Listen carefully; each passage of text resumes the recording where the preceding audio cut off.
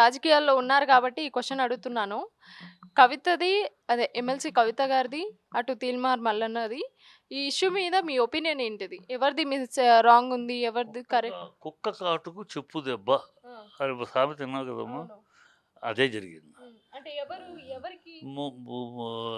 తీర్మానం వలన నోరు దురుసు, నోరు మాటలు ఒక ఆడపిల్లని ఇష్టం వచ్చేట్టు తన ఏదో ఉంది కదా, ఛానల్ ఉంది కదా, తన ఛానల్ ఉంది కదా అని నోటికి వచ్చేట్టు మాట్లాడాడు. ఇక అతను నోటికి వచ్చేట్టు మాట్లాడాడు. వాళ్ళ మనుషులు జాగృతి మనుషులు చేతికి వచ్చారు, చేతికి పని చెప్పారు అంతే. కనుక పిచ్చి కుక్క మురుగుతుంది అనుకో, ఏం చేస్తాం మనం? మొరగబాక మొరగబాక అంటే ఆగుద్ది అది. మొరగ చెప్పు తీసి కొడితే ఆగుద్ది కదా.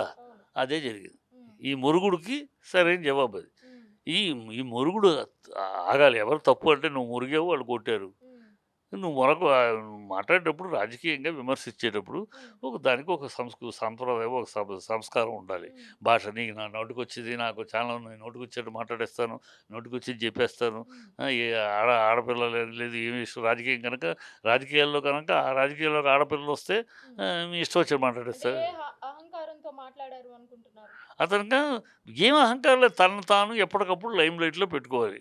అతను ఆ పార్టీకి వెళ్ళాడు, అక్కడ చీ కొట్టించుకున్నాడు. మళ్ళీ కేసీఆర్ దగ్గర వచ్చాడు, ఇక్కడ చీ కొట్టించుకున్నాడు. కాంగ్రెస్‌కి వెళ్ళాడు, అక్కడ చీ కొట్టించుకున్నాడు.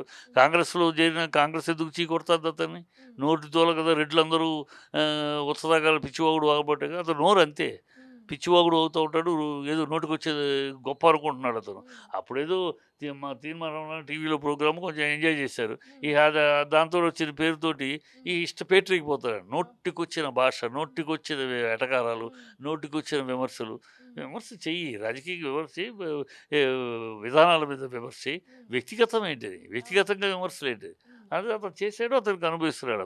కనుక ఇక్కడ నోటి దూలకి జరిగిన సన్మానం అనే చెప్తాను నేను.